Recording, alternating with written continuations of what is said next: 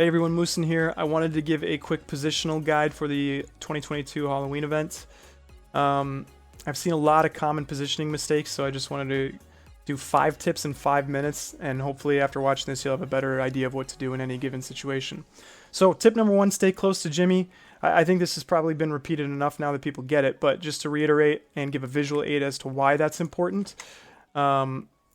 Look at how close this guy is to Jimmy, and he's got less than a tile to go to get to the safe zone from the laser. This guy out here has a lot more work to do, especially if he already has momentum going out. It's way too hard to loop that back into the safe zone on time. You just can't usually cut that.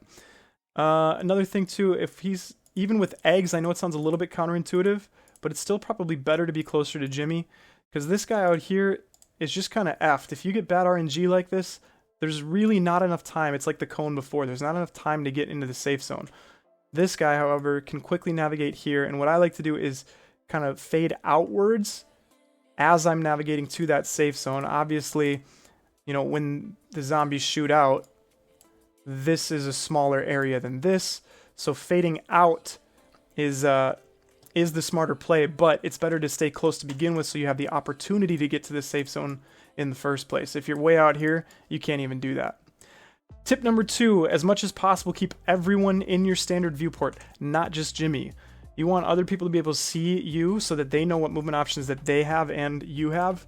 And the other thing too is if you can't see most of the other survivors, even if you can see Jimmy, you're probably putting them at some risk here. So let's say we've got like a little congregation of balls over here, and then little Johnny says, well, I can see Jimmy, I'm fine, right? Except if Jimmy decides that he's going to jump on Johnny, if Johnny fades to the inside to get away from that, there is now a 100% chance that if Jimmy does a laser, it's going to put a lot of people at risk, right? And so I guess even if Johnny goes to the outside, that's like a little bit better, but really all that it is 12.5% less wrong than it was before, but it's still wrong. So again, don't be a lone wolf, stay with the pack. Tip number 3, pay attention to who is behind you. And what I mean by behind is if you're facing Jimmy, right? So this ball here facing Jimmy, this guy is considered behind him. So maybe he's going for the idol, and there's a couple balls between him and Jimmy, and that's bad because that gives Jimmy a higher percent chance, 37.5% chance right now, to shoot a laser in this direction, killing potentially the idol grabber. So when someone is going to grab the idol, let them do it alone. There's no need to get the button. It creates a lot more risk with the gates if people get overconfident and Jimmy makes a move at you while you're sitting on the button or shoots eggs at you on either side. Just don't go get that button if you're a survivor. Let one person solo grab the idol. Everybody else should be stacking vertically like this or on the opposite side towards the other idol while the idol grabber is getting it. So obviously same thing applies if someone's getting an idol over here. We would want these people on the other side or vertical if everyone's here. And the other thing too is if someone is in a bad position relative to Jimmy, I know we just went over far distance. If someone's here, they're already wrong. I acknowledge that, but don't be here and make them more wrong.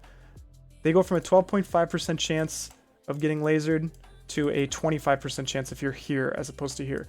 So don't make your teammates more wrong. They're gonna be wrong. You're gonna have wrong teammates, but don't make it worse. Tip number 4, mitigate bomb impact. So when Jimmy jumps, you should always be thinking, if a bomb lands where I am right now, when Jimmy reaches his apex, how fucked is my team if a bomb lands right there? So position as much as possible away from those hotspot areas, especially in the middle here, and also before the idol spawn, you probably don't want to be dropping bombs right here. That's just one more thing that your idol grabber has to worry about on either side. Once this idol's already grabbed, it doesn't matter. Put in as many bombs there as you want. But until then, try to keep the space as clear as possible.